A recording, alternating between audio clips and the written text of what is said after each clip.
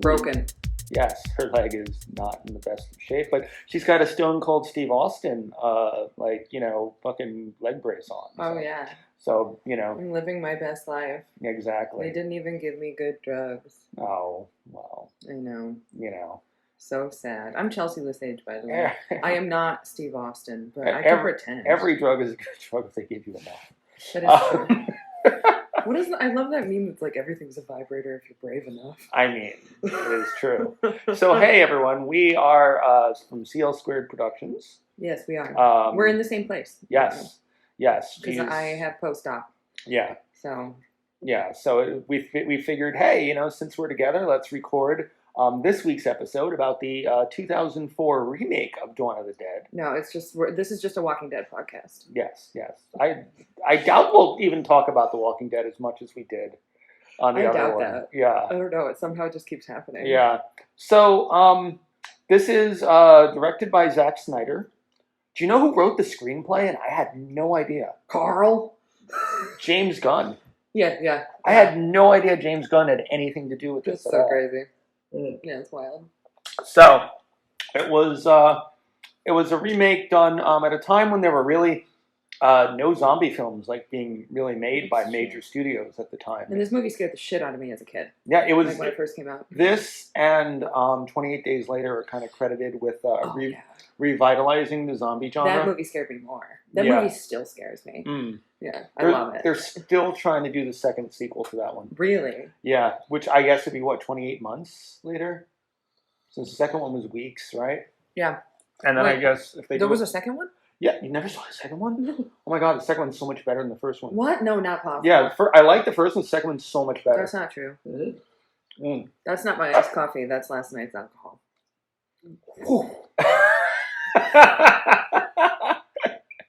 I'm doing fine. I'm great. But yeah, no, 28 weeks later, yeah. Wait, did I not see that? I'll look it up and see where you can stream it. Yeah, please. Also, if you hear any weird interruptions, my father is asleep on my second floor. Yeah, and he's snoring. Yeah, he's here to help take care of her. Yeah, yeah, it's so sweet. Yeah. So basically, let's talk about the movie a little bit. Keep snoring, Dad. It's fine.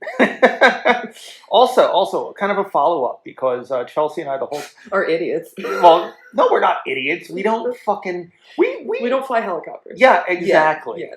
Like you're from Massachusetts, I'm from New York. There is very little chance that we're experts on flying helicopters. Did you see though? There's a meme that's circulating around Instagram right now where it's someone's pulled up Uber from JFK to their place in Queens, and it was cheaper to take Uber copter than it was to take a car. And they're like, "Where the fuck are you gonna park?" Well, if you lived in 1978, you could park anywhere with your helicopter. What's really funny is after we did the podcast and we were both like, hey, you can't just use regular car gas on a helicopter. It turns out if it has a piston engine, you actually can use diesel fuel. Which that's just wild. We had no idea whatsoever. A turbine engine needs jet fuel, but piston engines obviously would be a more old school. And then we bought one. Yes, we did, and we are just landed on malls all over. Yep. Also interesting, I actually looked it up, and there's 60 malls in the United States that have helipads. Wow. Yeah. What about gas stations on the roofs of malls? I don't know, but I would assume that they would have some sort of just gas tank in case it needs a little extra refueling or something. I need some refueling. Yeah. I do. Yeah. Well, get a new leg. Yes, I was going to say, we have to worry about getting a new leg first. Well, technically my leg is new now, but it just hurts. Yeah, she's the $6 million woman. She's going to be bionic. I am bionic. Yes, she's going to have, but only one leg. She will have one really fast leg so that she'll trip whenever she has super speed. So you're just wishing bad things on me. And of course, it's the same leg that I broke 2 years ago. So I'm just living. Did that have anything to do with it? I doubt it. No, I don't think so, because I have the nuts and bolts in the bionic leg, so I am a bionic woman. Okay. But I'm really mad because I thought I was going to get a cadaver tendon, so then I could be like Frankenstein's creature too and bionic. Yeah. But they just took it from my fucking hamstring instead. Yeah. I wonder what they did with the torn ACL itself. I should have asked to keep it. The doctor has it in his collection. in his He basement. does. He has it pickled. He has it pickled. Yes. But I should have asked for that. Can It you? would be like it's a biohazard. You They told me when I had my tonsils taken out, I wasn't allowed to have them. Yeah, that's what they did with last surgery of mine too. Yeah, because I wanted to keep my tonsils. Yeah. It would have been neat to have them in like a little jar In a or little something. jar in formaldehyde or something. Yeah, so and they told me I was not allowed to. Fucking doctors. Also says a lot about me because I was like a second grader requesting to be able to keep my tonsils. Yeah, that kind of makes sense somehow. Anyway, yes, so we're talking about Dawn of the Dead. Yes. Maybe they fed my ACL to someone like a zombie or something. Yes. Or to Carl. Yes. So basically we start off, there's kind of like a fiery skull logo thingy, and then it's an X-ray. But I like how they turned the logo into like the X-ray. Yes. I thought that was actually really cool. Yeah, I wrote yucky X-ray. And then we go to a doctor talking about playing golf, and they're looking at X-rays for people who are. And then the nurse points out that they're looking at X-rays for people who are bitten, which I guess is not a thing you normally do when someone has a bite. Yeah, no. Yeah, no, you don't normally do that. Yeah. That's the nurse, of course, is played by Sarah Pauli. And her character's name is Anna. Yeah, we don't learn that until a little bit. Yeah, that's true. But we learn it way earlier. You learn the names way quicker in this version. Yeah, and in fact, this movie had a thing that I always try to do where a character will just mention. Be careful with that. I keep adjusting my leg. No, okay. It's fine. I just can't keep it at the same spot for too long. Okay. Do you want me to put like a pillow on it or something? No, that's so sweet. Okay. No, I'm okay. I'm gonna kick you with it though. I would really like to see you try to kick it me from here. Here we go. Yeah, I was gonna say you're gonna fuck your leg up for the joke. Like, worth it. So, by the way, I want to say that when this film came out, I was one of the people who was completely against there being a Dawn of the Dead remake, and I was like, "This is an awful idea. Why are they doing this? Blah blah blah blah blah." Yeah. And they did a really smart thing the week before it opened. On Monday Night Raw, they had the first 10 minutes after Monday Night Raw. So starting with yucky X-ray? Yeah, cool. But going into right when her car crashes. Oh, awesome. Yeah. So it really got you excited for like, oh my God, this movie looks so much better than I thought it was going to be. Yeah, totally. You know, and that's what got me excited for it. And I saw it and I was like, wow, I'm actually super impressed with this. Yeah, no, this movie, like, I think, so what was it, 2004? Yeah, 2004. So I was 12. Yeah. And I remember being like, and I was a big pussy, you have to understand. Like, if you were to talk to 12-year-old Chelsea and be like, oh, you're a horror filmmaker, she would have been like, no, don't do that. So this, like, scared the crap out of me, and I will point out the scariest parts for young Chelsea. All right. Yes. So, so basically the nurse wants to end her shift. It's actually something, nurses are often very overworked. And asked to stay later. Yeah, very much. They always get, like, crazy, you know, I mean, I assume it's probably like how we are. We're like, when I get a job, I always go in assuming. Like, if you tell me, if you tell me I have a 6 a.m. call time, I don't even consider I'm going to leave until 6 p.m. Oh, yeah. Like, I always just say, all right, 12 hours. And sometimes it's been shorter. Yeah. Sometimes it's been 17 hours. But I always look at it as, like, there's no way I'm even getting out of here until 6 p.m. Yeah. You know. I try and, like, keep contracts that are, like a 12 would be overtime. Yeah. It doesn't happen. Yeah. So the doctor basically ignores her pleas to get out since she's been there since 6 p.m. He's a piece of shit. I mean, he golfs. Yeah, exactly. And she tells her friend Cora to locate a patient because the doctor, you know, wants to. And I like even like, when are you off? And she's like, an hour ago. Yeah. And she asks about the patient. The patient who got a bite, and he's in the ICU. So fucked up. Yeah. And then she asked if you talked to Lewis about Sunday. And I was like, okay, so Anna's attached to some man named Lewis. Yeah. Very excited. And I wrote, I'm already happy that we know a few of their names from the start. Yeah, exactly. Although I never got the cop's name until the very end. Ving Rhames. I never got that it was Kenneth until towards the end. Oh, really? They say Ken a bunch of times. Really? Yeah, they do. They do. They said Kenneth pretty early, but you know what I did? I cheated with this one because I was so frustrated on the last one where I just like would pause it to like take notes, and of course, because it's on, you can rent it on Amazon. It comes up with all the names. Yeah, Amazon. That's actually a really convenient feature. It really is. Always loved looking at that and when we had Demon Hunter on there and seeing like our names on there and stuff. So that was always cute. fun. But yeah, so basically, it's a bunch of like social stuff. We see Anna's life. We see, she's busy, but she has friends at the hospital. And we see that she's in Wisconsin. She is in Wisconsin. Yeah, that overhead shot that had the American flag and the Wisconsin flag. Yeah. And so we're at like just the beginning of the outbreak. I wrote, "Ew, suburbia." Yeah. But what I like is that they give you so much visual information. Yeah. So much information like that so you know where they are, you know who she is, Yeah, it's good. You get to meet Louis and Vivian. Vivian, yeah. Vivian. Yeah, I was going to say, is she like a 1980s rapper or something? Like, thank you for that was very sweet. I thought you were going to like make fun of a stutter or something. No. That was actually nice. So that was actually really nice. Like it's exactly Vivian. We need to stop doing that. So I can do it. I'm a person of color. So I have no response to that. Yeah, exactly.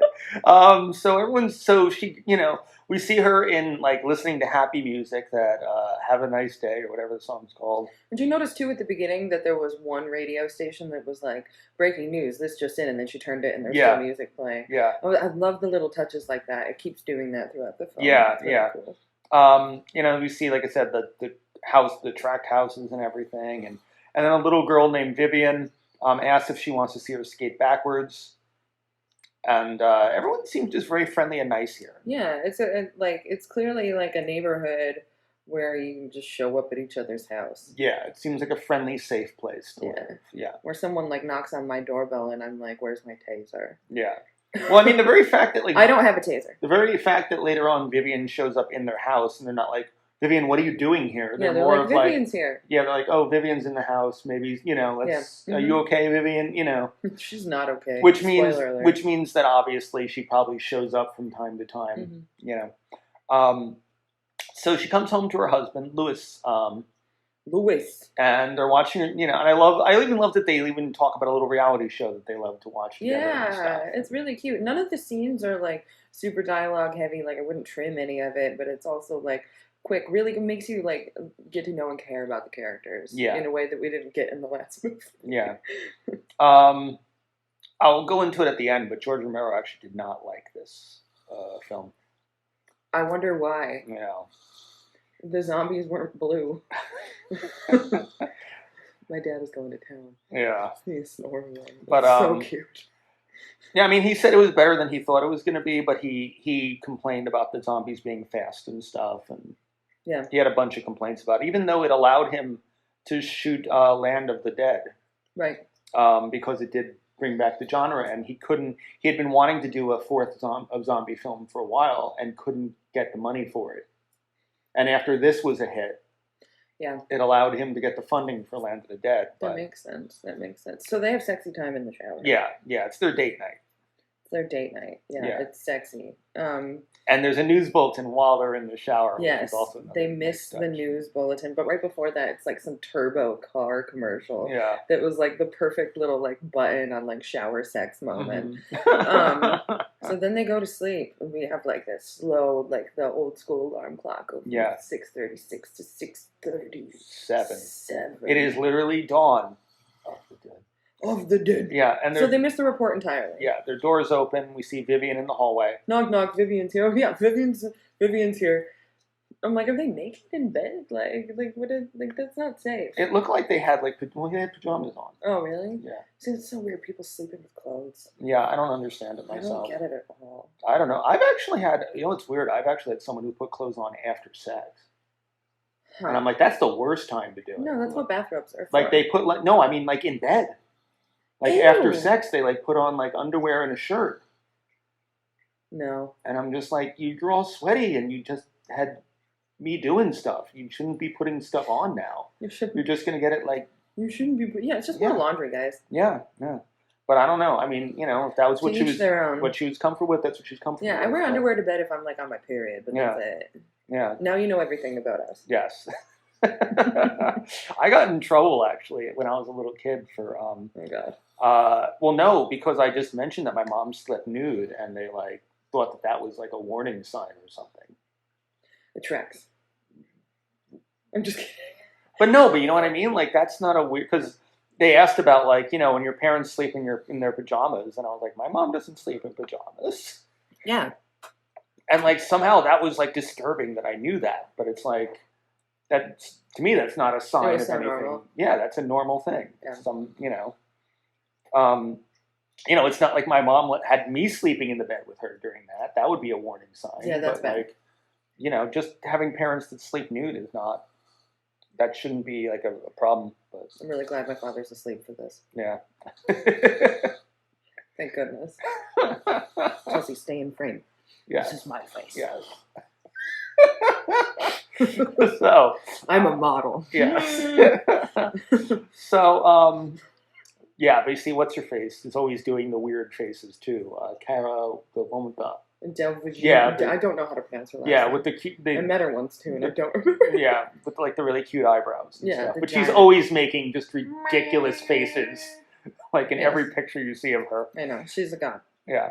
So anyway, it's Vivian. Yeah, Vivian. Vivian's in the house. Yeah, he's very concerned about Vivian. He asks if she's okay. She's not okay. Yeah, and sees her face. The practical effects on this are great. Oh yeah. They killed it. Yeah, they killed it. It's not red paint. Yeah, like Vivian's lips are missing pretty much. Yeah, the entire bottom half of her face is just gone. And he wants Anna to call an ambulance. As Vivian then bites his jugular. As you do. Yeah, and he throws Vivian off, and I love Vivian hisses and then charges at the door. I love that that Anna throws her. Is it Anna or Anna? It's Anna. What? Anna. Okay. I love that she throws her down the hallway and she does the Wonder Woman prance back up. Yeah. Like when Wonder Woman comes down, but she does it from the opposite way. Yeah. So I wrote, Viv is a little monster. The little monster wants the door. Yeah. Yes. So Anna is trying to, help her husband because obviously she just had his jugular vein bitten, and she's trying to call for help, but all the circuits are busy. Mm-hmm. And then she can't get through to 911 because guess what? It's the dawn of the dead. Well, it's also probably very busy too because a lot of people are dealing with zombies at the moment. Yes. So, he eventually bleeds to death on the bed. As you do. And it's a very sad, tragic moment for her. And then it's okay. He wasn't that cute. As she goes to cry, you see he's up.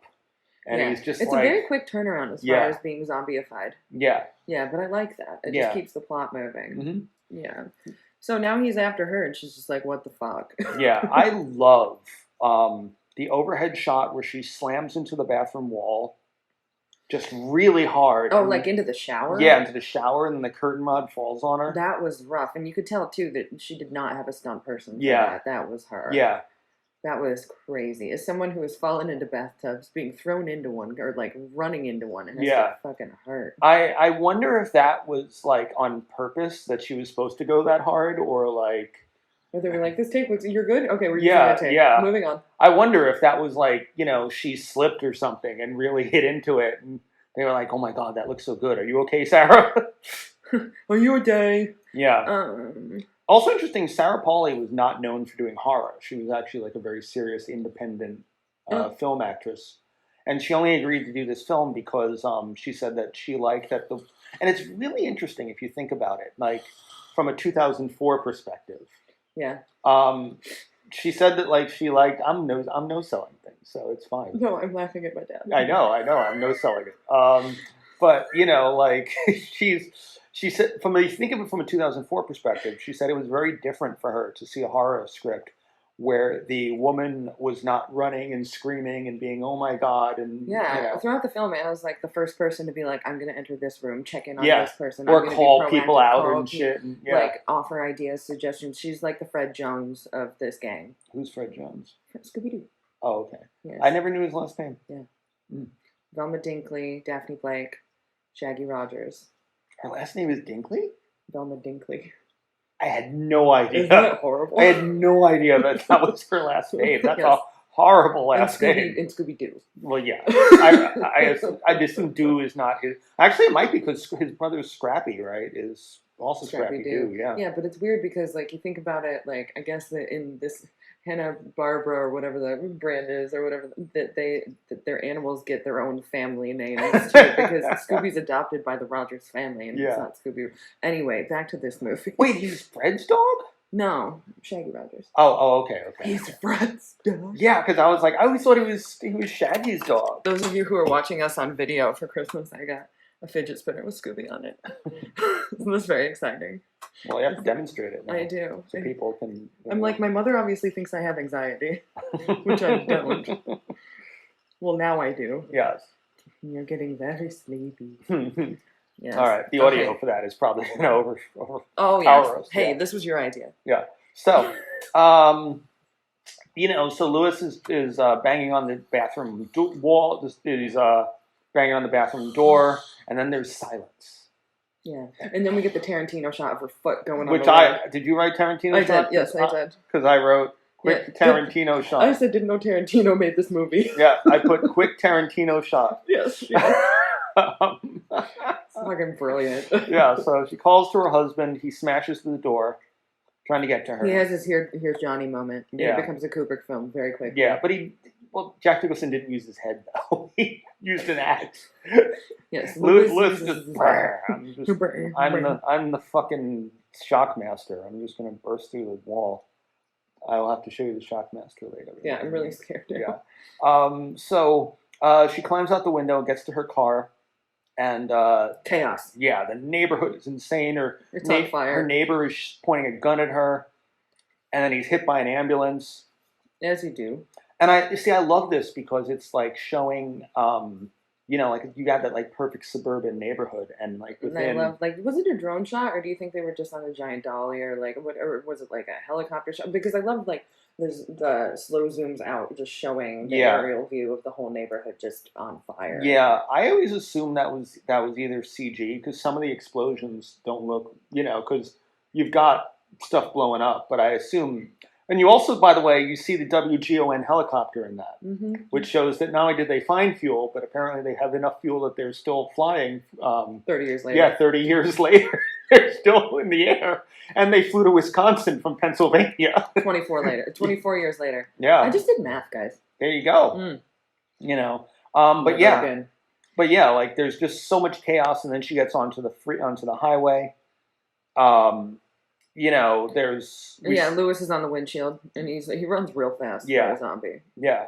He does. But I love how easily he gets distracted like squirrel. Like he has ADHD as a zombie now. Because he's just like, he sees the living person is just like, okay, fuck you, I'm gonna go kill this person now. Yeah. It was hilarious. Yeah. I love that they did that. Got a laugh in the theater when that happened, actually. It's amazing. Yeah. So the emergency broadcast is happening. Everything is chaos. I wrote, this is a lawless place. Yeah. We see the bloody naked woman on the highway. I wrote naked zombie.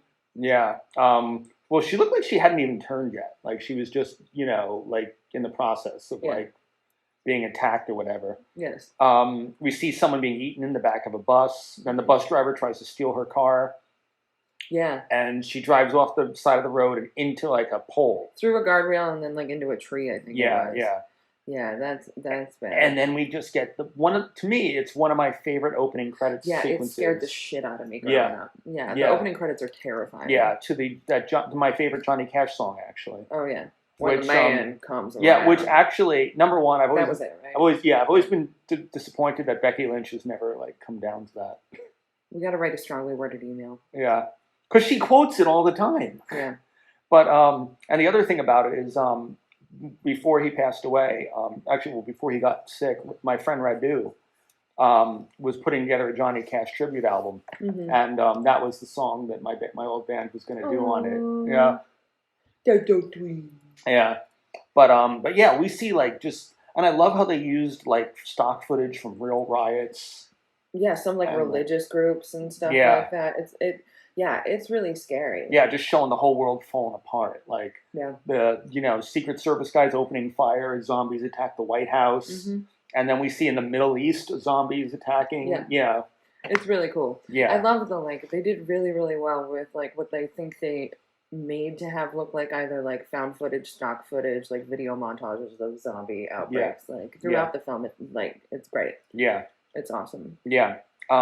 So Anna wakes up now with her face on the airbag. As you do. Yeah. She gets out of the car, and there's a cop there. He pulls a shotgun at her and tells her to say something. And it's Ving Rhames, which is just the greatest thing ever. Which is really funny because Ving Rhames now is just the guy you get in your shitty zombie movie. He's dead. Is he? Yeah. Well. I think so. I'm going to Google it. Yeah, see if Ving Rhames is dead because No, I swear to God he's dead. Because I remember that I loved him in that stupid Adam Sandler, Paul Blart movie with the gay fireman. I don't know what movie you're talking about, but Ving Rhames. Well, he's in Pulp Fiction. Yeah, he was Marcellus Wallace. Yeah, duh. This is very important.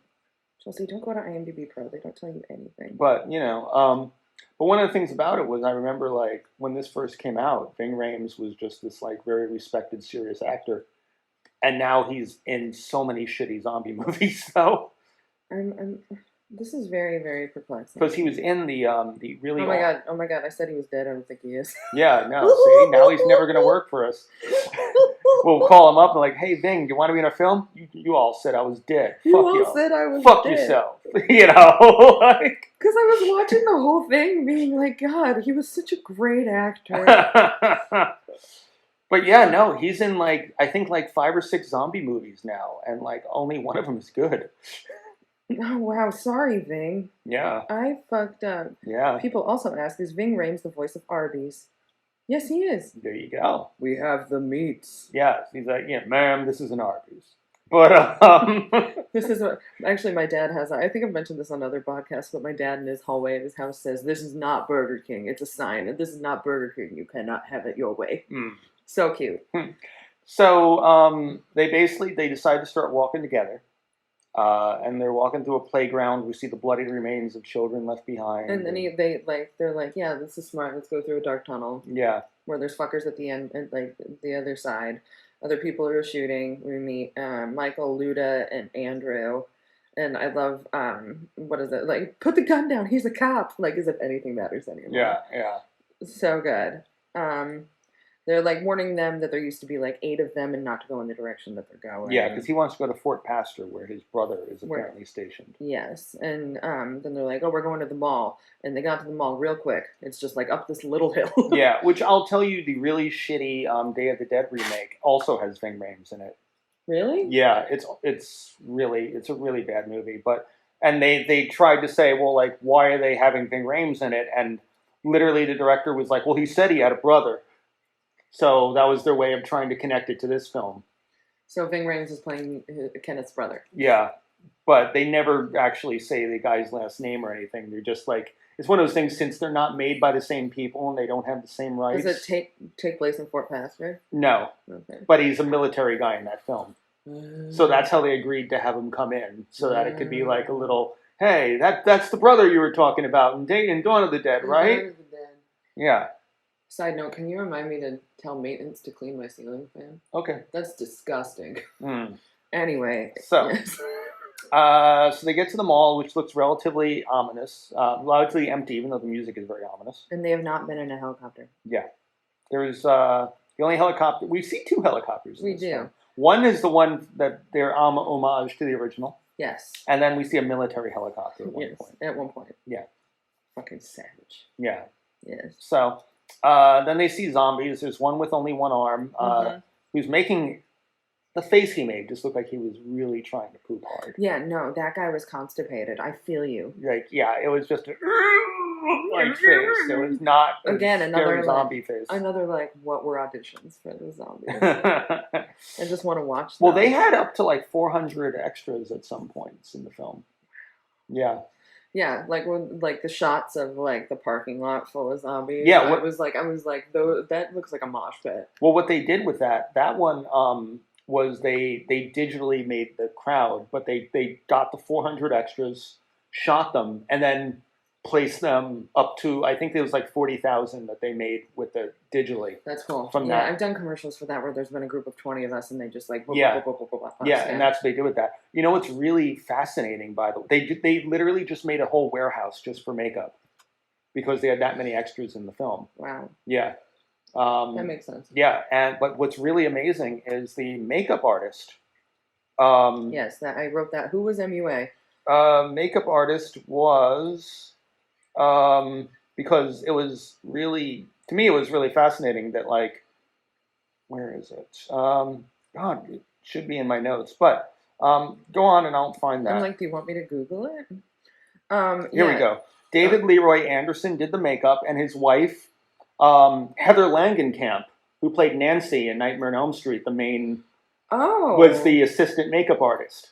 That's wild. So how cool would that have been if you were like a horror fan working on that film? Yeah. And then, Nancy from Nightmare on Elm Street is doing your makeup. You're like, this is my dream, and I'm going to die. And also, how much would it suck to be like the one who she isn't working on? Yeah. Where it's like, oh man, fucking Jim as Nancy from Nightmare on Elm Street working on. It's fucking Jim. God damn it. Fuck you, Jim. But yeah, because her husband's a makeup artist, and so cool. she was his assistant for this film. Nice. Wonder if they ever did the makeup on themselves and then were like, "I'll meet you in the trailer. You want to role play?" I don't think so. This is where my mind goes. Yeah, I don't think that happens. So there's a toilet. Yes. There's a toilet and they throw it through some glass. Well, we didn't even get. They're not. Well, yeah. Well, that's once they're in the mall. Oh yes. Yeah, they were being chased by the constipation zombie first. That is true. Yeah. Yeah, they come in through like the back area of a mall, and then they're locked on the inside of some store. Yeah. Yeah. Yeah. And they throw a toilet. Yeah, and here's where we also find out that Luda is pregnant. Luda is very well. No, you find out Luda's pregnant the first fucking shot of her. Doesn't she have like a coat on or something when you first see her? I don't think so. I was like, she's pregnant. Oh yes, one of my favorite parts of the movie. That's this movie. Oh cool. Yeah. Yay. So I also like that the Muzak version of "Don't Worry, Be Happy" is playing as they're going through the mall here. And everything, like the power's still on. They're not turning the power on or anything like that. Just like little differences, but like so many little homages to the original too. It's also interesting here that almost no all the stores were made up because almost no products or businesses wanted to give them the rights to really appear in the film. Really? Yeah. So almost all the businesses are made up in this. Wow. Well, they do destroy pretty much every business. Yeah. Yeah. Yeah, but they made they pretty much stocked entire stores with like fake products and everything. This was shot at a mall that was actually scheduled to be demolished. Oh. So they were able to, to do whatever they want with it. That's convenient. Yeah. Yeah. They're walking through the food court. There's a fountain. She washes her hands. Yes. Lady Macbeth moment. Love it. They're coming up with a plan. And Kenneth is going to stay with the women by like the front by the fountain or Metropolis, right? Is that? Yeah. And Michael and Andrew are going to go investigate. And Luda has separation anxiety. Yeah. Michael winds up at a sports store, and Andrew checks like the security office. There's nothing there, and then winds up at some other door to the outside. But there's zombies. Yeah, and Andre sees the man missing like half his face. Yes, which they did such a good job. Oh yeah, no, the practical effects are great. A couple bits of CG are kind of like wonky, but that's 2004 CG for you. I just was like, I was wondering too. I was like, what parts of this are CG? Like, well, I also know like the people missing arms and stuff. They had hired actual people who were really missing limbs. Oh, that's cool. But that's common. Like Braveheart, I remember was one of the first films to do that. When they have someone get their arm cut off, they would hire someone who was an amputee. Nice. And then just give them a prosthetic limb that they would cut through the prosthetic. That's really cool. Yeah, yeah. Cool. I told you, we have, there's a friend of ours who only has one hand who has volunteered for that if we ever want to have a character lose a hand in something. Yes. So she said to me, she's like, if you ever need someone getting their hand cut off, feel free to just like now we do. For that. Yeah.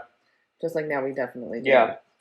So they all run together through the mall after Anna shoots a security zombie. Yes. I like that Michael has bocce mallets. Yeah. Yeah. Is that what those are for? I thought those were like croquet.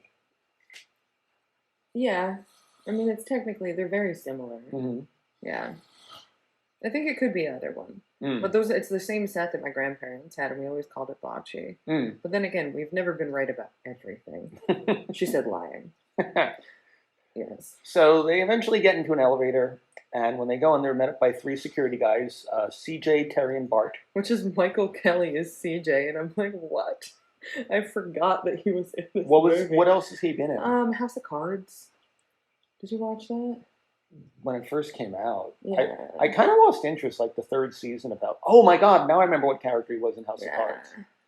Yeah. No, okay. I've always really liked Michael Kelly. I don't remember what else he was in though. We do this, or I do this. I'll be like, God, I love them. What were they in? I can name one thing. Can I tell you? I think one of my favorite things about this scene is the elevator door closing on. Oh yeah. And them having to press the button to continue the conversation. I know, that's great. That's great. That's such a great touch, and so many movies would have ignored that. No, totally. And CJ's a piece of shit, and he seems to be the ringleader. Yeah. Of this, like he's just an asshole. I wrote Kenneth hits his head in the fountain. What? I'm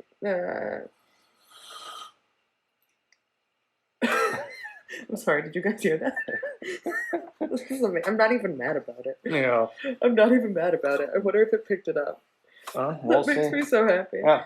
So, so they turn in their guns, and then the security guards allow them to be in, and we see them all watching TV. And here's where we get the barrage of original Dawn of the Dead cameos. We do? Oh my god, you didn't notice? So Tom Savini was the cop giving the rules about shooting the zombies in the head.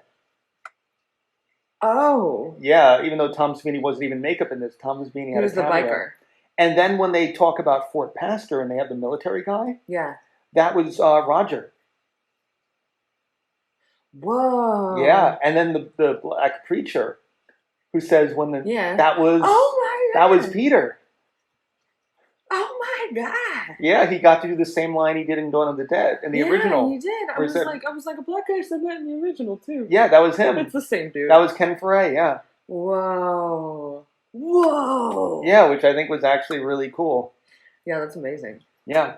Apparently they had other sequences that they even wrote in case the other people agreed, but they didn't. So why didn't they? Because they're dumb. I don't know. I don't want to call them dumb for not agreeing to be in the film. I mean, if you think about it, like they could have been unavailable. They could have been unavailable, or maybe I mean, just suppose 20 years from now, not that it will happen because of me owning the rights to the IP, but if there was a Demon Hunter remake 20 years from now, you don't know if you would be if they were like, hey, you want to make a cameo as a different character, you know what I mean? Right. You don't know if you would say yes. It's like how they brought Christina Ricci into the Wednesday series. Yeah, sometimes it seems, wow, that's cool, I'd love to do it. Sometimes it's like, that was a really special role to me, I don't really want to. Right, we've talked about this. Yeah. So, but yeah, I love that they had all that little. Yeah, didn't even notice. Yeah, all the little cameos. Yeah, that's really cute. Yeah, I didn't get the military guy was Roger until I read an article when it first came out. No way. Yeah. Roger's the one who turned into a zombie. Yeah. I hated him. Because I recognized Tom Savini and I recognized Ken Foray, but I didn't. Because the actor has has glasses on. He has sunglasses on, so I didn't recognize him. That's amazing. Yeah. But yeah, so CJ now is giving everybody jobs because Michael suggested they put a sign up on the roof. They're saying we're alive in here, SOS. Blah, yeah, blah, blah. Yeah. They went overboard with the signs. Yeah. They really did. Yeah, it was giant. We're alive. We're in here. Hey, people are alive in here. Yeah. Yeah. And so they start clearing out the zombies from the place. I don't even know where I am in my notes. And they're throwing the bodies off the roof at this point. Oh yes. See, they had said though that Tom Savini said that they're definitely gonna die if you shoot them in the head. Yeah. But then you burn them. Yeah. And they never burned them.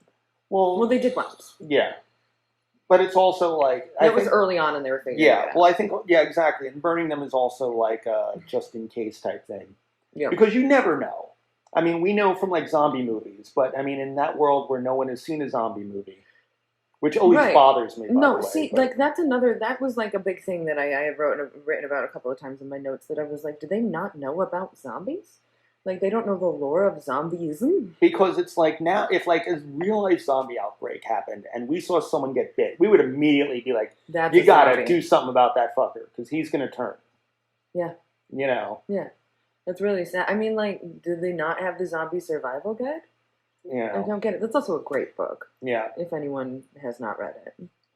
Which, yes. By the way, if you remember, that's actually a thing in Demon Hunter where Julie makes fun of someone for thinking that getting bit by a zombie turns you. Because oh yes, yeah, where she's like, yeah, no, George Romero didn't make reality. Sorry. Brilliant. It's like he's a writer or something. Yeah. So and then of course they're having a conversation, basically discussing zombies as memories. Yeah, we basically you pay homage to the original yeah. Again, being like, oh, it's what they remember doing, and of course I was like, of course you gave the line to the black guy again. Yeah, and then well, I mean, to me that's like great. the respectful. It's great. Yeah, that's the respectful way to do it. And then of course you see across the street there's the gun store owner named Andy. I love Andy. I love Andy so much. Yeah, yeah. And here's where we see the second helicopter, which they all wave to, and it's kind of like. And it just it's like fuck you, it just keeps going. Yep. So it leaves without them, and they all decide they're going to stay in the mall because it's safe there. It's safe. I don't want to live in a mall. Honestly, at least there are 2 women in this scenario. I will tell you. Well, there's actually like 4 women towards the end. Towards the end. Yeah. I'll tell you something that actually I'll get into it when we get to that scene. Okay. So we see right now there's only like a couple dozen zombies in the parking lot. Yeah, it's not terrible. Yeah, it's not terrible. They can survive a couple dozen. Yeah, and then I think that they haven't figured out that noise attracts them, right? Right? Is that a thing here? They never established. They never really established that. Yeah. At this point, CJ locks everybody in the Bed Bath and Beyond, which is given a completely different name. Yeah. Yeah, which totally... Except the fake toilet, apparently. The fake toilet. But Bed Bath & Beyond, they even have food now. Do they? Mm-hmm. Bed Bath & Beyond has food. Yeah. They have anything you could possibly need, except for working toilets. Yeah, well, there you go. And they're like, the toilet doesn't work, I have to pee, so it's like this whole big thing to be let out to go pee. Yeah. Like, what the fuck is they gonna do? Also, like, if CJ wanted to take my gun, like, going back to the elevator scene, I'd just shoot him in the face. Well, the other 2, but he has the 2 people with him that have guns as well. That's true. So I think if anyone shot one person, it would be an everybody's dead situation. Worth it. CJ's a dick. He does have a good character arc, though. Yeah. He really does. Yeah.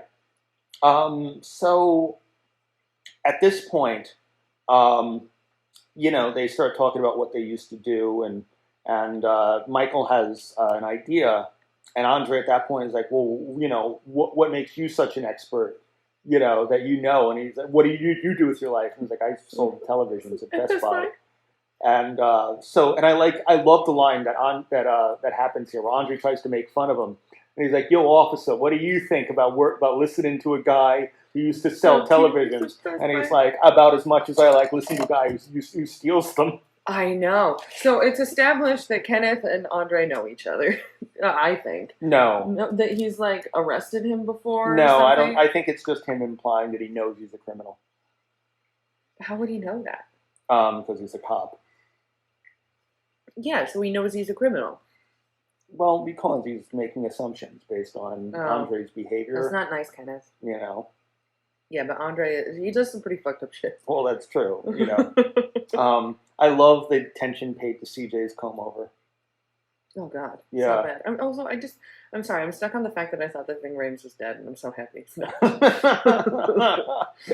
I'm so sorry. Yeah. I'm gonna meet him someday. And I thought you dead. Yeah, you died a long time. Well, that's the thing. We'll be like, hey, Ving, do you want to be in our thing? He's like, I'll listen to y'all's podcast. Fuck off. I'm not dead. Fuck off. I'm not dead. So I thought you were undead, Ving. Please. Yes. So, and the lights go out with their timer. We see these survivors were all unable to sleep, which obviously would make sense considering all the trauma that they've been fucking through. Yeah, I can't imagine being in that situation. I mean, like, if you're locked inside of a room with a bed, maybe I'd sleep if you knew you were safe 100%. I don't think you could ever think you were safe 100%, especially after what happened in your house. Yeah, that's true. That's true. Yeah. I can't even sleep now because I'm in this stupid brace. So yeah, if there were zombies, forget about it. You're right. Yeah.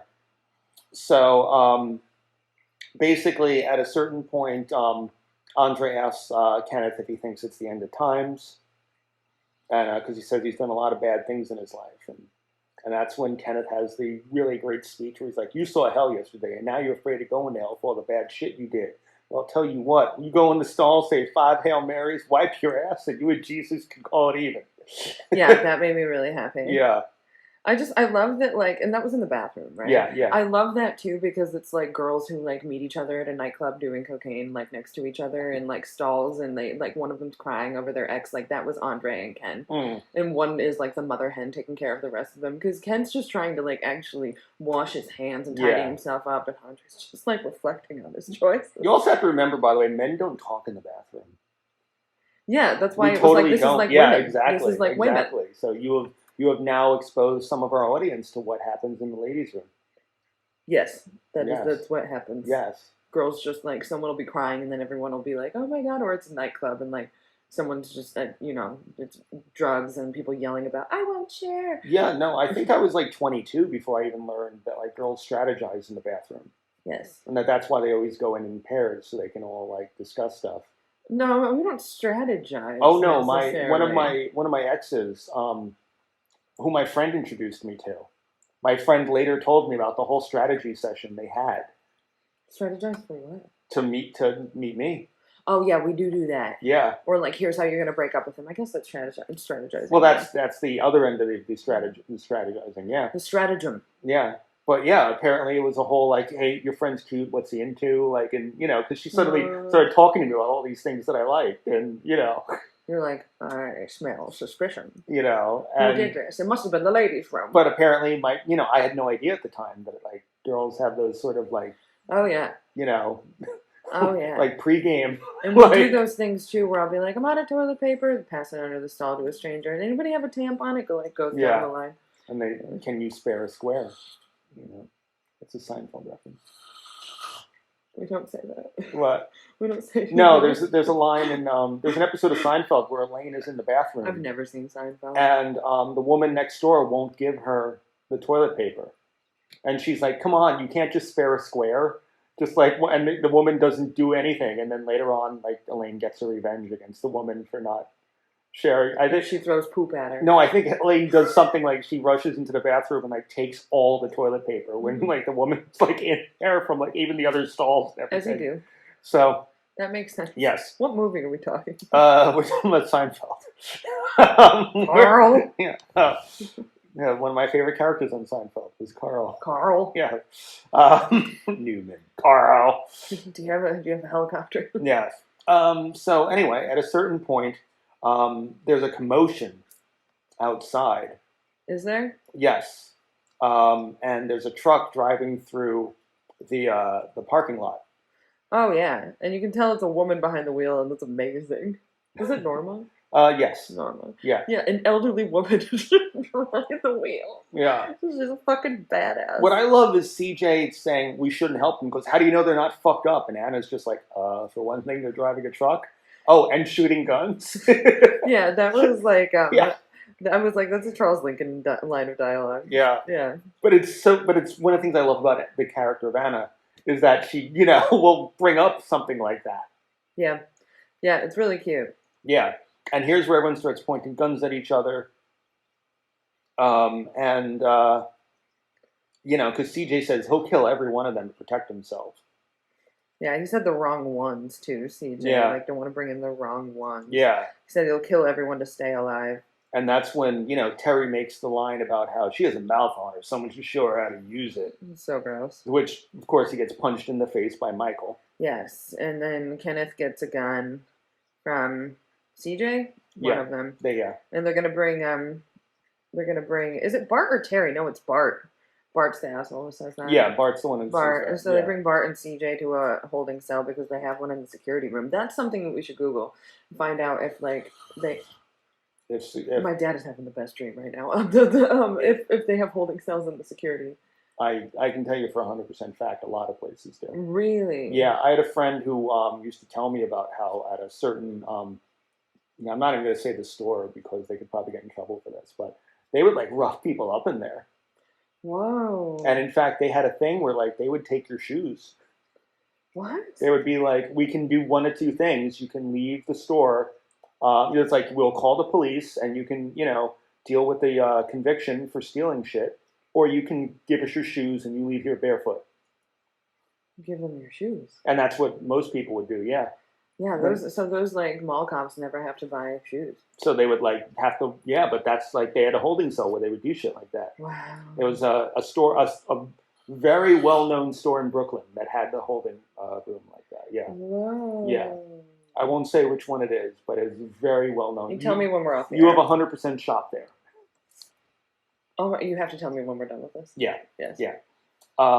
So now we have a whole bunch of people come from the truck. Now I'm just trying to figure out what store it is. I'm like, yeah, so you got 2 people in the front, and then there's 6 more people in the back. Yeah, is what they said, yeah, which is what she said. And here's where we also see, well, that's a very interesting point. If there's 6 people in the back, party hardy, go hard or go hard. That's I don't even.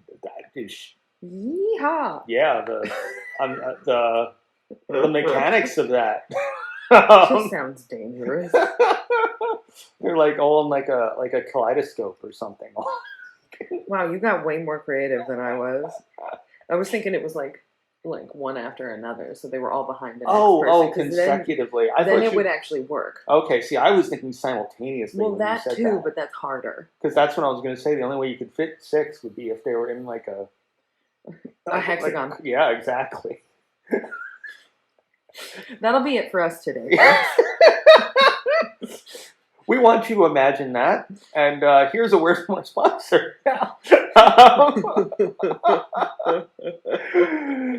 So we'll do a commercial in a little bit. But yeah, I'll probably have to pee. Yeah. So at this point, there's a very large lady who has been shot. That was also, by the way, a stunt woman who. Oh. Yeah, that was a stunt woman who normally doesn't get featured roles or whatever. Well, good for her. Yeah. And so now we meet Monica, who's like a sexy blonde lady. I never caught her name. Yeah, there's Glenn, who is a church organist. He's the dick, right? No, he's Steve. The nice guy. That's Steve, is the snarky guy, played by the Modern Family dude. Yes, played by the Modern Family dude. Yeah. And then we have Norma, who's the badass driver person. What was that actor's name? That is not in my notes, actually. I'm going to Google it. Keep going. Yeah. We also meet, so we have Monica, we have Frank, who is a father with his daughter, Nicole. Yes. Frank, played by Matt Frewer, who, for those of you in the 80s, was Max Headroom. I was wondering where I knew him. He was in a lot of stuff for a long time. I don't think he works as much now. Ty Burrell, yeah. Yeah, but I've never actually watched Modern Family, but I know he's like the lead. I saw an episode. Yeah. That's the one with Sofia Vergara, right? I don't know. But, and then they find out that Fort Pastor is now a bloodbath. And so pretty much Kenneth's his brother's dead. Yeah. Yeah, and that's really sad. And he has, he's such a good actor. Like, when he's given, yeah. I now pronounce you Chuck and Larry. That's the gay fireman movie that he's in. Okay. And Steve is such a dick about it, too. When he's like, are you telling me everyone there is dead? And he's like, everyone's dead-ish. As in, they fell down, but then they got up and started eating each other. I love Steve's dialogue. Yeah. He's such a prick. Steve actually says most of the shit I would probably be saying in real life in this situation. Or most of my sarcastic gay men friends. Yeah. But yeah, and so Kenneth goes up to the roof. He sees Andy through binoculars, and Andy asks for info. And I kind of love, that Andy tries to make it bring a little levity to it. And he's like, Fort Pastor gone, no help coming. And so he writes, so what's the bad news? I know. That was cute. I love Andy. I think that, as far as acting goes, that dude fucking killed it. Mm-hmm. Just being like, you're going to have no dialogue, but people are going to care so much about you. Yeah, his only dialogue is off frame because it's over the walkie-talkie. That's his only dialogue. Mm-hmm. So for all, it's not, but for all we know, he could have been dubbed over. Yeah, totally. Except for his weird, wah. Yeah. Spoiler. Yeah. So we find out that Frank has or middle-aged dad, as I wrote, has a bite on his hand. Yeah, he ain't doing good. And then we got Tucker, who's just like this like redneck bumfuck. Yeah. Yeah, who fell and hurt himself. Yeah. So the large lady is cold, and Anna points out that no one with an infection this bad would not have a fever. And then she dies. Maybe she just has bad circulation. Mm. Like Ramirez disease or whatever it's called. Mm. Yeah. So she dies, and they put a sheet over her, and they always talk about how sad it is because no one even knew what her name was. Yeah. I'm surprised she's not dead. And then she gets up as a zombie now. She undead. Yeah, she charges at Anna. Anna uses a fireplace poker through the head. And I love how they, like, also, I think we skipped over or skimmed over it, where it's like she's in a wheelbarrow paying homage to the original. Yeah, so yeah. Bringing the wheelbarrow in. Yeah. So cute. Yeah. And so now they've learned the fundamentals rule of zombies, and it's about the bites. Yeah, so they figure out the bite. Yeah. They figure it out. Because zombies don't exist on Earth or in, like, fictional things at all whatsoever. Yeah, so now everybody wants to kill Frank because he's been bitten. Mm-hmm. Michael really wants to kill him. And Anna runs over there to go and warn him, and she's like, Frank, Michael's coming to shoot you. You're infected, Yeah. And then she's just like, why don't you kill Tucker, too? And Tucker's like, what the... Well, at first, before that, the important thing about that is Frank telling everyone that, Nicole lost everyone. She lost her, her two brothers and her mother, and I'm all she's got left. Yeah. And everyone feels really bad for Frank. And that's when Anna's like, all right, Michael, go shoot him. Hell, shoot Tucker while you're at it, too. Hey, I just fell down. I didn't get bitten. Yeah, exactly. I love that from Tucker. It's so good. Yeah. And she's like, well, whatever, we can't be sure. Do it, Michael. Yeah. And, father and daughter have a tearful goodbye to each other. Yeah, they both did a great job. I was like, you just meet these people and you feel for them. Yeah, exactly. I burped and it smells really bad. I'm so sorry. That's fine. And then at the same time, Andre's going to check on Luda, and she seems okay. She seems okay. But I can't have a baby here, so instead of like, I can't live here, like live in a house, she's like, I can't have a baby here. Yeah, and her arm hurts, and we find out that she has a bite on it. Yes, she does. And they're arguing about whether to name the baby a Russian name or an African name. Yeah. Yeah. So, Frank is already starting to look zombie-ish already. Yeah, his makeup is so good. Mm-hmm.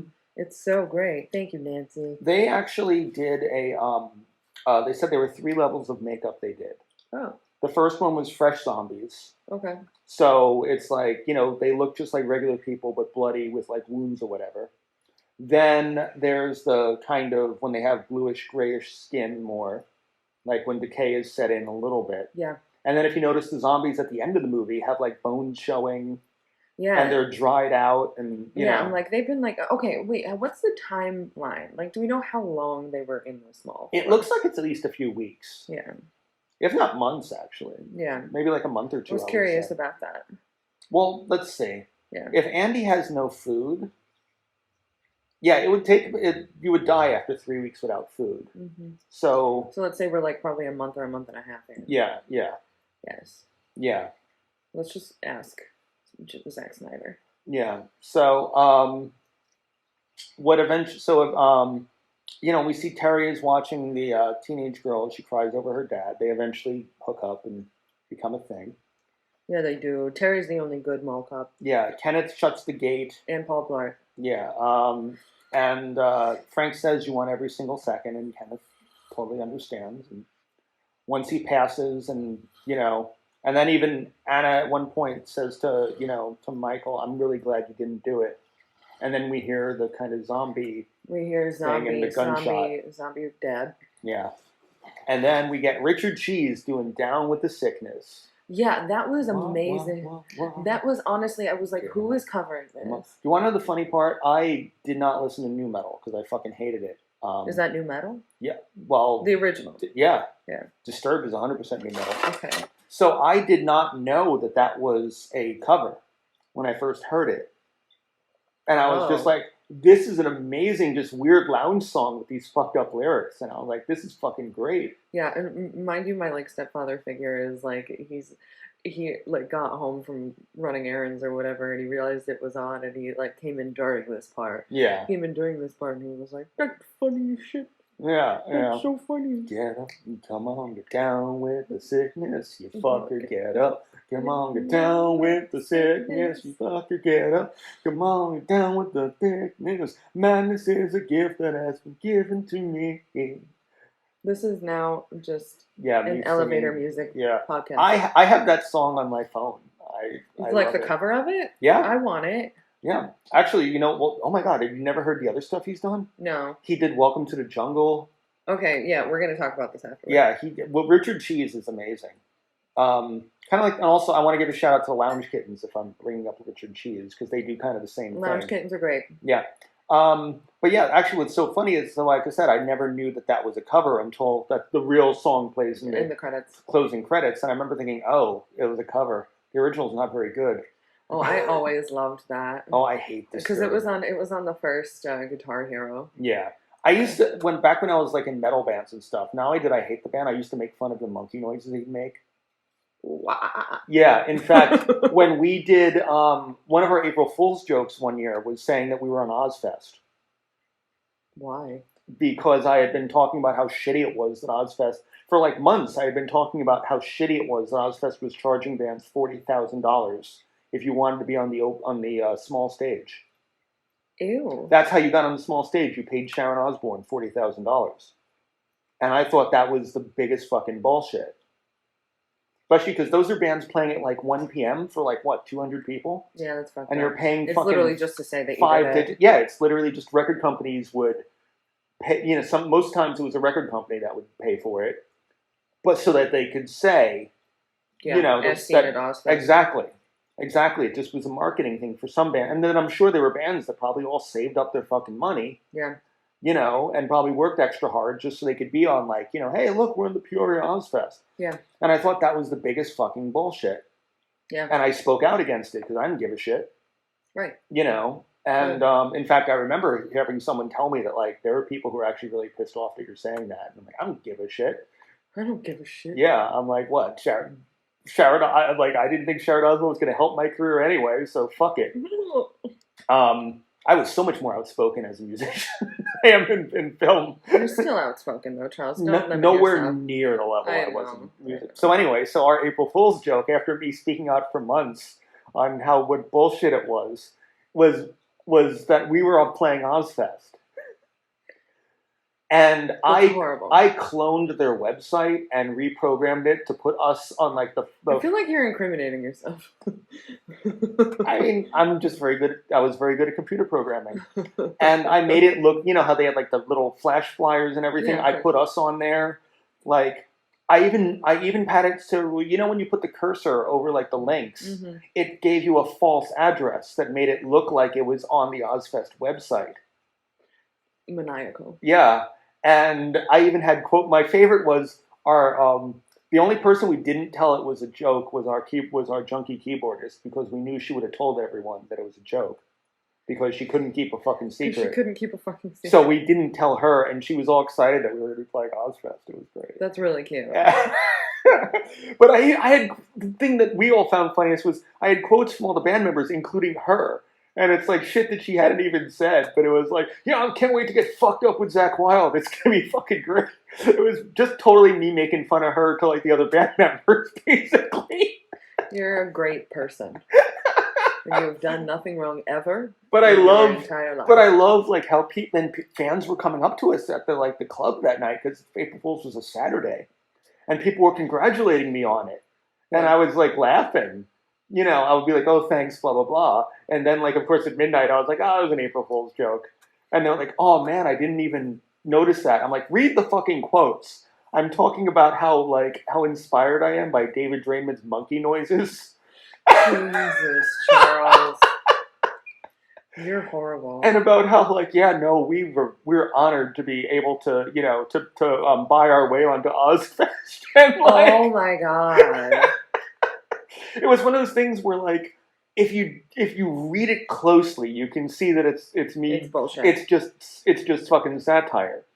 But to me, the joke was everyone thinking we were fucking hypocrites. Nice. That's what was the funniest part to me. Nice. Was me thinking everyone thinking I'm this giant hypocrite who railed against them for months, and then the second that they're like, you could play, we're like, we're so honored to be playing Ozfest. Oh my God. I'm sad I went deaf before what would have been the best fucking April Fool's joke, which was that I had quit the band and my guitar player was going to carry on without me and bring back our junkie keyboardist as the new vocalist. Charles, you're evil. Which we also weren't going to tell her was... Oh my god. Are you okay? You're broken. Because she was always so jealous of like how much attention I got, and like she tried to be the vocalist of her band, and that failed once she left once I fired her. So the fact of like... This is now about shit-talking people we've been in bands. So to me, the funniest part is like, you know, like that was like, you know, it's like an insult to me that they're bringing her as the vocalist in just to say fuck you to Charles. Evil. I'm so sad that I went deaf before we could make that our April Fool's joke, because that would have been fucking amazing. What if you've just been April Foolsing everyone and you're not actually deaf? Yes. Like for years. Well, I would be very happy with that. You just hate listening to people. Yes. Yeah, yes. which I do too. Yes. Yeah. So yeah, we get like the whole montage of what they're all doing. We see Monica looking really fucking hot. Is this when she's trying on clothes? Yeah. Yeah, so this is again another homage to the original when they just like went shopping. Yeah. And stuff. I love seeing Glenn putting on the high heels. Yeah, that was really cute. Yeah. And then Monica getting fucked by Steve when he's videotaping it. I was like, Steve isn't gay. He's an organ player. You know. And then no, that's Glenn that's gay. Oh. Steve was the snarky guy who owns the boat. Yes, copy that. Yeah. And he's golfing and hitting zombies with a golf ball. Yeah, it's really fun. And I love CJ reading, like, you know, the women's magazines. And, like, trying to figure out, like, yeah, because they keep saying it, the, like, top 10, like, best ways to keep a relationship good, and he skips to the top 3, and the number 1 is trust. Yeah. He says it again later. Yeah. Yeah. Yeah. And so now we see the zombie that looks like Jay Leno. Yes, they're playing a shooting game, right? This is the shooting game? Yes. Where it's like, who is it? It's Andy with Ken. Andy's by himself, but everyone else is just on the roof. So they're picking out characters and picking out zombies and giving them fake names. Yeah, based on who they look like. And saying like, you shoot him, and it's really, I love that touch. Yeah, yeah. It's really cute. And before that they were playing chess too. Yes. So cute. Yeah, and at this point we also see that there's like 100,000 zombies in like the parking lot at this point. So, and I love that Anna even says, you know, you guys must have had really tough childhoods. And Steve is like, listen, honey, if I ever turn into one of those things, do me a favor and blow my fucking brains out. And she's like, oh, you can count on it. You can count. Yeah, Anna's snarky. Which I love that she actually does when he turns into a zombie. You just spoiled the whole movie. Oh, no. And she took his boat keys. Yes. Mm-hmm. Yeah. And I love Glenn telling his coming out story to Bart and CJ. I know. Just like driving them nuts. They want to kill themselves then. That's crazy. So at this point now, Andre is hiding Luda. Yes, he's hiding Luda. Won't let Anna see him. Norma wants it. Like, Anna's just like, just let me. Because again, Anna's just being proactive as shit. Yeah. And they won't let her see her. Yeah. Something's fucked up. Something ain't right. Yeah. What happens next? And I love that Norma and the blonde chick always share cigarettes. Yeah. And like that they're just like, I love that it's this elderly woman just like and Monica, smoking, just smoking in a mall. Yep. During the zombie apocalypse. Like that was just so many nice little touches. Oh, we get the fancy dinner. Yeah. We get the fancy dinner with the champagne, but it's not the like one black person cooking for like the two surviving white people. Yeah. Everyone's sitting around a table. Mm-hmm. It's really cute. They're talking about their old jobs, their worst jobs. Mm-hmm. Michael said he was the worst at being a husband. Yeah. They're like, that wasn't your job. I'm like, yes. And then the best at being a dad. Best at being a dad. Yep. And then the lights go out at this point. The power goes out. And we cut to Luda in labor. Yeah. And she don't look so good. No, she looks horrible. I really like the veins on her tummy. Mm-hmm. That's a good effect. I love that. I was like, that's great for 2004. Because, of course, like, I've had makeup artists, like, draw veins on me. And I'm like, oh, that's so cool. Mm-hmm. You know? And now I'm just like... But I'd seen it before, like, and I remember thinking about this moment and seeing her belly, because I've always remembered that. Yeah. I'm like, I wonder how they do that. And then it got done to me. I was like, eh. Yeah, there you go. That's really cute. There you go. We actually were going to have that effect in Bishop's Cove, but we changed the script just because if you remember when we were getting the estimate on how much everything cost. Yeah. And we were like, okay, that would. But they always drew veins on me. Yeah. But I'm talking about like the belly with the things crawling under it, because that would have been like an extra like 1,200 or something like that. Yeah. But there's always a sequel. There's always a sequel. Yeah. But So she's tied down too. Yeah. Yeah, with like gym equipment basically. Gym equipment in the baby store. Yeah. Also, there's a bed in the baby store. Well, I'm pretty sure they moved the bed into there. No, it's just there. And they have the only working toilet in a store. Yes. Or no, they use diapers. Yes. Because it's a baby store. There you go. Yes. So the power's gone out, and so they get CJ and Bart to go. They agree to let them go out if they'll fix the generator. Which I just feel like I'm thinking about like the change of heart and like how CJ becomes kind of admirable, you know, or again the character arc, and I'm thinking about like how I was like, it's because of the women's magazines. Yes. It's He read magazines. Cosmopolitan, and he met Glenn, and it changed his whole life. It did. Yes. And then Michael Kelly went on to star in House of Cards. Yes. Yes. So CJ wants a gun, but they give him an axe instead. Mm-hmm. And Kenneth and Michael go with him. He's like, trust, it's the primary ingredient in any relationship. Yes. So they're in the parking lot, and they have to get down 3 levels. Yeah, to employee parking, number 3. Yeah. Yes. So Bart says he saw something. And I wrote, oh no, CJ says, you didn't see shit, Bart, shut the fuck up. So it's a chicken. Yes, puppy. It's a little puppy. So that made me so happy. When the dog barks and there's a zombie on like the pipe in the top of the garage. With no legs. With no legs. Crawling on the ceiling. It just falls down onto Bart, and Bart cries like a bitch. Is what I wrote. And then there's more that are coming, and they have to like separate themselves by like a gate and all of that. And I'm like, where's the dog? Where's the dog? Because in that one shot of the 3 of them, the dog is not in frame, and it shows almost down to their feet, and it's just that little area, you know. So I was like, they don't have that dog, but the dog is fine. Yeah. There is a scene that they apparently either they cut it out or they tried to shoot it and it didn't work later on. That I'll talk about. Oh, okay. Yeah. So at this point, Michael starts pouring gas on the zombies. Yes, because there's an employee parking lot. There's a gas station. And they give CJ for helicopters. Yeah, yes, exactly. They give CJ the shotgun. Yes. And and I love that these zombies are not afraid of fire, and they still keep coming, even though they're actually on fire. Yeah. No. So that's like the only time they actually light the zombies on fire. Yeah. Like Tom, who was the news guy? Who was the biker in the original? Tom Savini. Tom Savini. Yeah. Yeah. So it's the only time they actually listen to Tom Savini. Yeah. And at this point, Luda dies. And it's kind of sad. Andre's telling her to breathe. Yeah, because he wants to like give this kid everything he didn't have. He says earlier in the movie. And he kisses her cold, dead lips and apologizes. Errol, my mom's boyfriend, was like, "You're a stupid fucking idiot.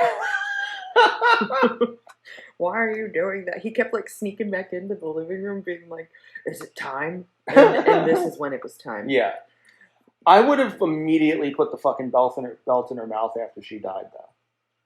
Because you have like this grace period, like for a couple of 30 seconds. Yeah, where you can do it before she's gonna start biting at you. Yeah, he does so she comes back, and this is like when I was like, okay, this actress is a good actress because her zombie was great. She wasn't great until she was a zombie. Mm-hmm. You know, that's how I felt about that. But he puts a belt in her mouth, and I really loved her zombie movements. But before she wakes up, he puts his head on the baby on her belly. And, like, you get the gross, like, you think Alien's gonna come out. Like, it's a Sigourney Weaver moment. Yeah, because you see, like, the crawling through her skin and all that sort of stuff. Yes, and I love that he hits a mobile and the lullaby is playing in the background. That's so cute. I love it. So he belts her mouth. Norma's gonna check on Luda, because she wants to have a cigarette anyway. Yeah. The baby is coming... Right? That's when that happened. Yeah, yeah. I love the slow motion outside of the baby store that's all like not boarded up, but it's like all tarped up and stuff And I'm like, how did they not notice this before? You could make the excuse you did that to give Luda privacy when she's giving birth. That is true. Yeah. That is true. I don't think Andre's that smart. Yeah. But I love the like shot of you see the tarped up baby store And she, in slow motion, Norma drops a cigarette, stomps on it. I was like, why is that necessary? But I loved it. Yeah. I loved it. So Andrew's holding the baby. Yeah. It's a girl. Yeah. He says. And Luda's zombie, and so Norma pulls out a gun to shoot Luda. You want to kill my family? Yeah. You want to kill Luda? You want to kill my family? And Norma shoots Luda in the head, and he shoots Norma, and then Norma shoots him. And he dies, still holding the baby in his hands. Still holding the baby, and that's a little baby. Like, her belly was too big for that baby. Yeah, and everybody else rushes in there because they hear the gunshots. Yes, Norma is dead. She's not one of the zombies, so you find out that it's not airborne, it's just the bites. Yeah. Anna sees Luda, and then Andrew. I like that, like, POV shot, you know, where it went Luda, Andre, and then to the baby, the camera dead. And this is another moment where Anna's just like, the whole group is there and she takes initiative and is like, I'm going first. Yeah. She's an amazing character. Mm-hmm. She really is. So this is the most important moment of the movie. According to Aaron. Well, you can talk about it. It's a zombie baby. Mm-hmm.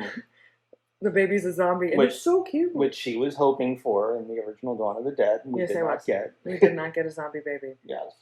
Yeah, so no, and I had this like thought, I was like, if any part of society was still intact, would like this baby go in the like Guinness Book of World Records for like first zombie baby? I think the baby would be shot and then burned, probably. Yes. I don't think anyone would want to memorize it. It would be, people would talk about what a horrible thing that was. But they did really good. They did good.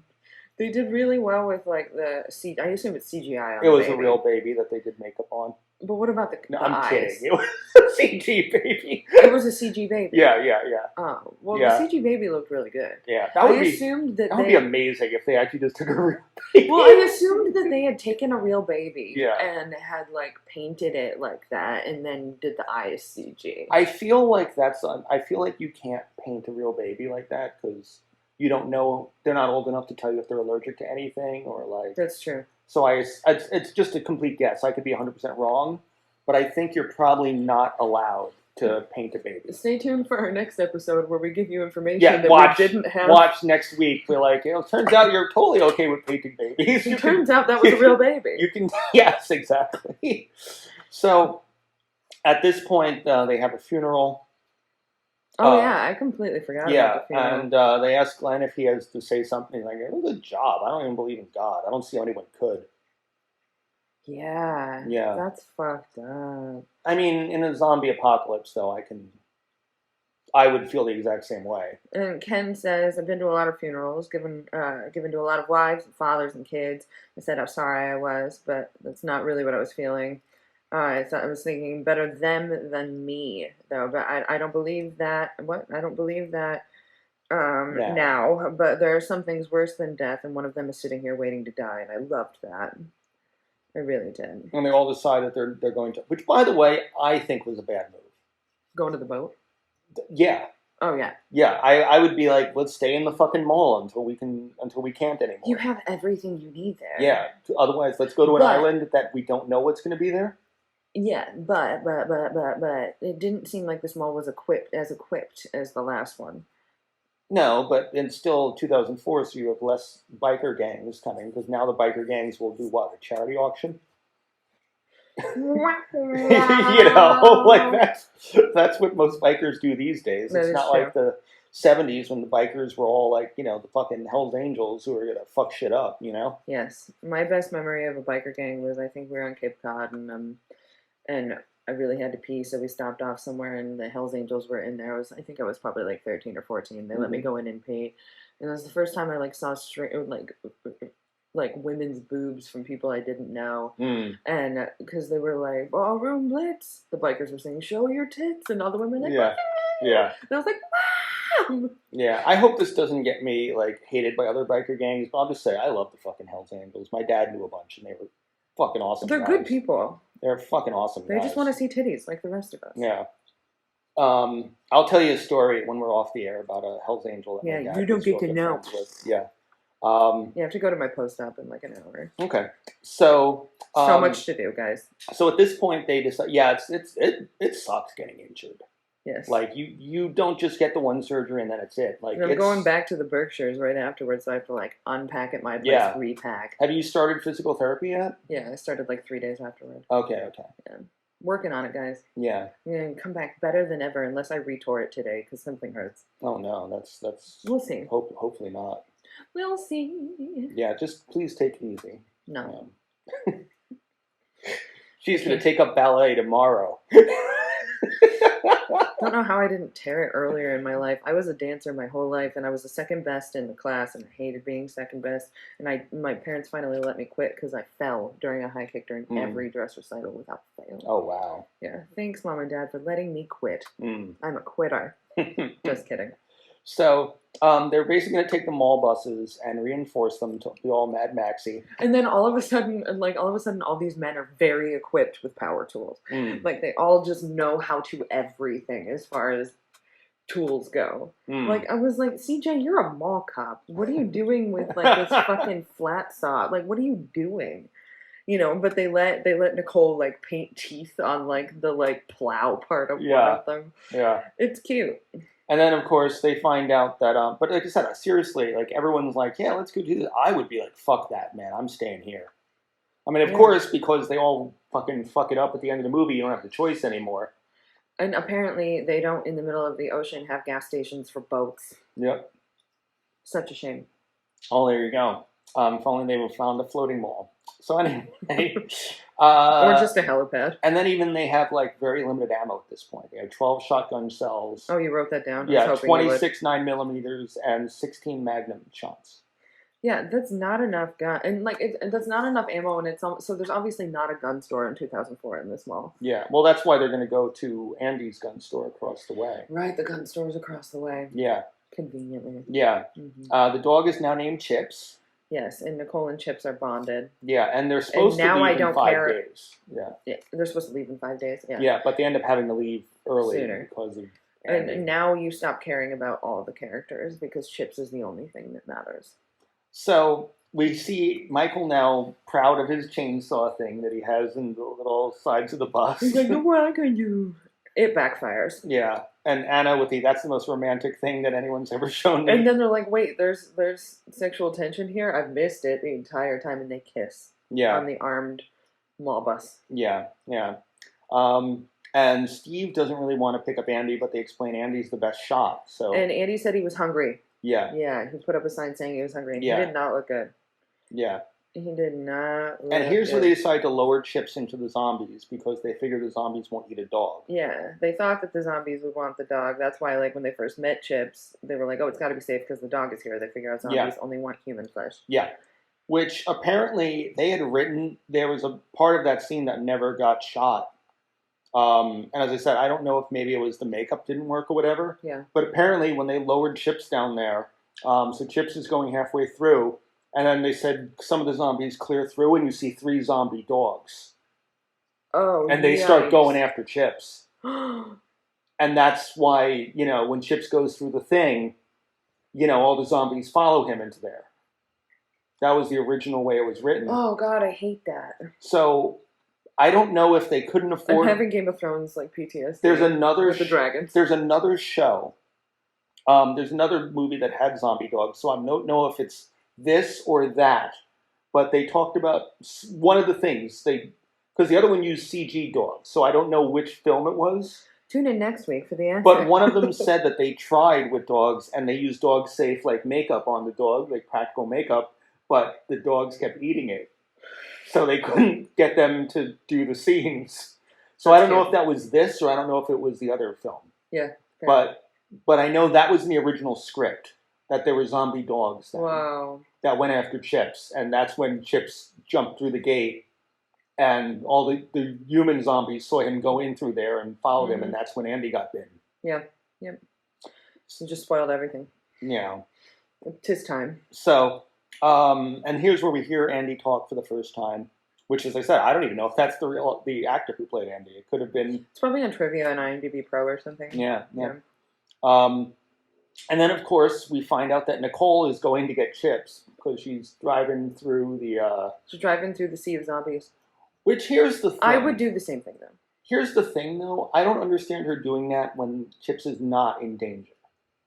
It makes way more sense with the original script. Yeah, you're right. With the zombie dogs, then it makes perfect sense for her to go there. But the way with cutting that out, it just seems like Nicole is reckless and got everybody killed. Yeah. Yeah. You know? No, you're right. Yeah. She needs an emotional support animal. Yeah. Her daddy's gone. But that's the thing, because they're going over there to get Andy anyway. If Andy is safe and Chips is in there and the zombies aren't going after Chips, there's no reason for her to do that. Yeah, you're right. Yeah. For fuck's sake. Yeah. So it's one of the things with filmmaking is you can have it's people don't understand that filmmaking is like dominoes when you're writing a script. When you change one thing, it can make an entire part of the movie that makes perfect sense no longer make sense because you changed one little thing. Because you changed one little thing. Yeah. You're right. Yeah. So basically, zombies overwhelm the truck, but she makes it in. Yeah, she makes it in. It's like she somehow like just bulldozed directly into like the correct place to go. Yeah. Yeah, and evaded all of it. Yeah. But now, like, Andy is turned into a zombie at this point. Poor Andy. Andy is the one I wanted to live. Like, I wanted Carl to live. Like, in the fucking comics. Yeah, so they go through the sewers at this point. Which are very clean, I guess, because everyone's too dead to flush poop down the toilets anymore. Yeah, the poop is just everywhere else. Yeah. I wonder, do zombies poop? Of course they do. I wonder what noises they make when they poop. Because, I make zombie noises when I poop, and I'm not a zombie. I assume the same noises a human would make. So, they come up through the sewer. They come out in the middle of the street. Tucker he closes the manhole cover. The zombies hear it and all charge. And they use the cab of the truck to get from one end of the truck to the other. Once again, a little reference to the original film. Yeah. Mm-hmm. They're now in the gun store, and the zombies are pouring in. They even did the zombie taking the gun. Yeah. Yeah. Mm-hmm. They start loading up. This time there is no racist African music playing. Oh my God, so bad. Yeah. That was so bad. Yeah, so they see there's lots of blood on the floor. Terry speaks into the walkie-talkie but gets feedback. And they all walk to the closet ready to shoot a potential zombie. Nicole, when Andy is slamming himself against the wall. Yeah, zombie Andy was also very good. Yeah. Very talented zombie work, Mr. Andy. Yeah. Kenneth says, "I'm sorry, brother," before shooting him. Because that was his pal. Yeah. And then Nicole's there with Chips. They take as much ammo as they can carry. They get a big-ass, fucking gas canister. And the CJ propane. shoots it. Propane. Mm-hmm. And creates a giant explosion. Yeah, CJ becomes like a propane whore at this point. Yeah. Yeah. Yeah. Tucker's leg gets even more fucked up. Yes. Yes. Is this when he goes? Is this when he dies? Yeah, yeah. But at first they're carrying Tucker on their back like Roger in the wheelbarrow. CJ and Tucker are fighting the zombies. They start eating Tucker.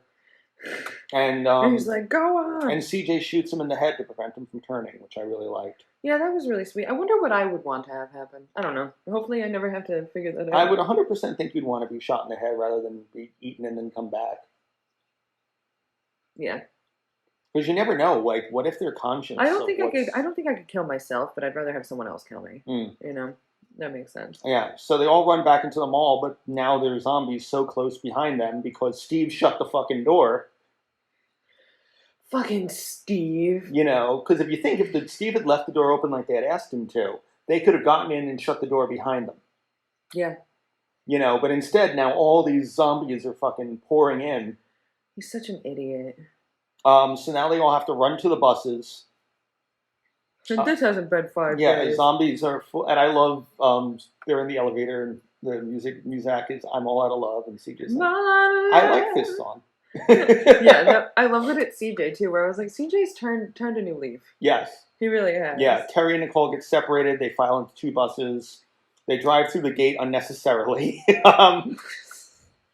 They're just like reckless as fuck in these buses. They're like, we're indestructible, but there are zombies everywhere. I don't think they took account of the fact that like the zombies were going to go on the top of the buses and all of that. You know, because I was thinking about it. I was like, just put put the foot on the gas. But maybe they were flooring it and they just couldn't. But that's the thing. Further. There's a certain point where they can't even drive any further because there's so many zombies in front of them. Yeah.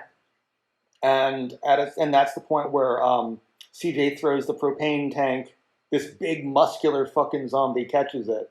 Yeah, he catches it. Yeah, and then they shoot that, and it's that giant explosion. Where I thought the bus on the back end was just done for. Mm. Yeah. So now they drive through the carnage. We see the shot of Andy's gun shop. They're knocking cars out of the way. And there's zombie hands on the side of the bus, and Tucker gets his chainsaw. And then they make a hard left, and Glenn falls with his chainsaw and saws Monica in half. As you do. Yeah, and their bus flips over. Yeah, the bus flips over on its side, and it's just like, I remember, like, I looked away for 2 seconds, and I was like, wait, Monica's getting chopped in half. What? Yeah. It was amazing. So but that's cool. The thing. If you had, I love that, because if you had people in these situations, you would have that sort of thing happening, because the average person does not know how to operate a chainsaw. No, that's true. Yeah. So your face is not on camera right now at all. Oh no. Yes. Hello, face. Yes. This is. Oh, you moved the camera. You moved the laptop. I've been trying to keep you in frame, thank but you. Like when you were doing that, you're completely out of frame. I'm filing my nails. Yeah. So at this point, they call back to Kenneth. Steve is the only one Kenneth and Steve are the only two who wake up in that bus. Yeah, that's really sad. Yeah, and then Steve takes Kenneth's gun and runs. Wait, but Terry's okay. He's in the other one. He's in the other. No, because Nicole and Terry are separated. Oh yeah. So Steve runs out. I love the filter here where it looks like wartime documentary footage. Yeah. That was cool. Yeah, and then we see blood dripping on his arm, and he looks up, and a zombie like fucking jumps on top of him. So bye, Steve. So the other bus goes to help Kenneth. We see Glenn and Monica's bodies. We see gunshots attracting a ton of zombies. Yeah. And then Steve is a zombie, and Anna fulfills her promise by shooting him right in the fucking face. And taking his boat keys. Yep. Mm-hmm. And CJ's firing at them to buy time for the others. And he lights more propane on fire. Yeah. So they're all on one bus now as the zombies are giving chase. Yeah. And Michael makes a sad face because he's been bitten, but we don't know that yet. Oh yes. Well, CJ dies. Yeah. Well, we're not up to that yet. Oh, we're not? We're almost up to that because they get through the marina gate. Yes. They fuck up the dock completely, and CJ stays behind so that everyone else can go. Get on. Yeah. Yeah. CJ, what a good. Yeah, man. CJ's getting bitten and everything. Is like the zombies are coming in, and then he fucking blows himself up and blows up all the zombies on there. So dark. And so, CJ started as a he's the character with the most complete character arc. Oh, definitely, 100%. Yeah. It's like he's the worst piece of shit, and then you're like, this is his penance, and he's like he's like cognizant of all the wrong he's done, because the key component in every relationship is trust. There you go. So Michael stays behind, and him and Anna have a tearful goodbye. He stays here. I'm going to enjoy the sunrise, and he gets to for like 10 seconds. Yeah, the only survivors now are Kenneth, Anna, Nicole, Terry, and Chips.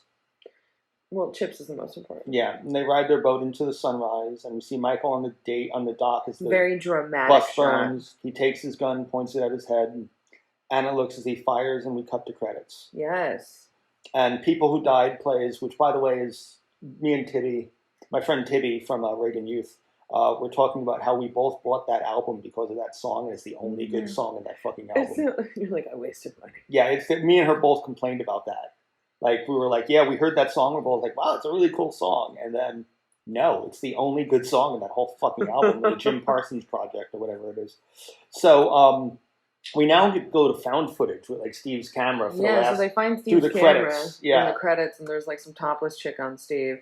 And it's just, they cut to Anna being like, where'd you get that? And he's like, I found Steve's camera, and there's shots of Anna and Nicole. They see a little boat.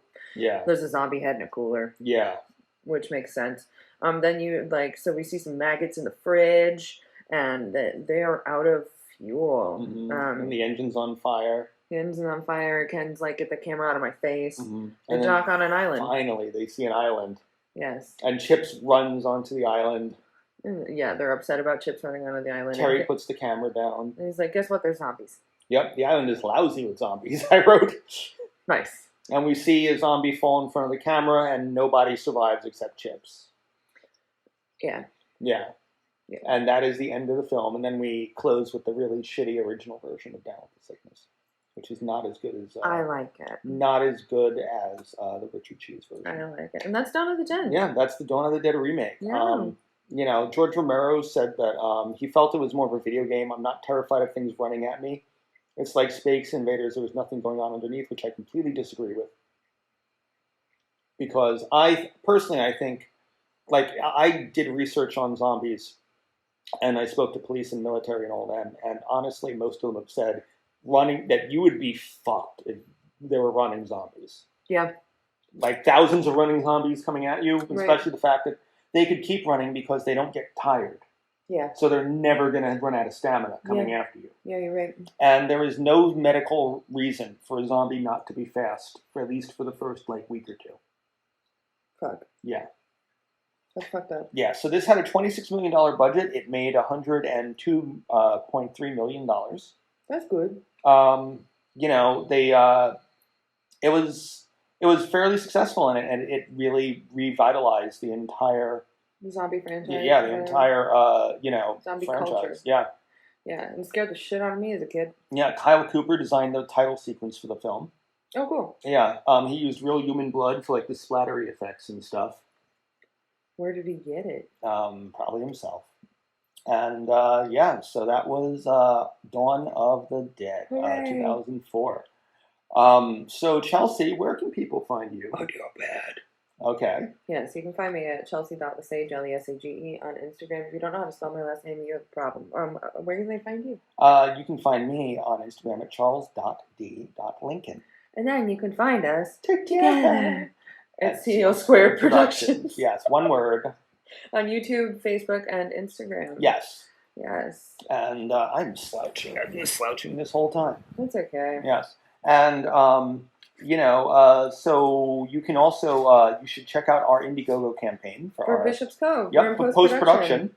Yeah, at igg.me/at/Bishop's Cove Post. One word. Yes, please help us. We have some really cool perks. The movie's fucking awesome. It's done. Yeah. We just had a couple things left to do, VFX, sound, and all that jazz. But it's gory, it's sexy. Exactly. It's disgusting. We're very proud. Yeah. Mommy and Daddy are very proud. Yeah, and honestly, you can get some really cool perks from it. You can also become an associate or executive producer. Yes. You can play Dead by Daylight with us. You can do a Zoom call with us. We have prosthetics. Yeah, you can get DVDs, posters, all that sort of cool stuff. Yes. And so igg.me/at/Bishop's Cove Post. One word. Yeah. Yeah. So tune in next week. We're going to continue our originals and then remakes with The Wicker Man. I just am sad about the fucking chickens. Yeah. Already. It's going to be a crazy film. I didn't even have a say in this, but, it's really just so we can talk about Nick Cage. Yes, exactly. It's going to be all sorts of fun. But we want to thank you for listening to us. Thank you, guys. And we'll see you next week. Tune in next week. And, go to that Bishop's Cove, igg.me/at/Bishop's Cove post and make a contribution. Yes, we thank you. All right. Take care, everyone. Bye. Bye.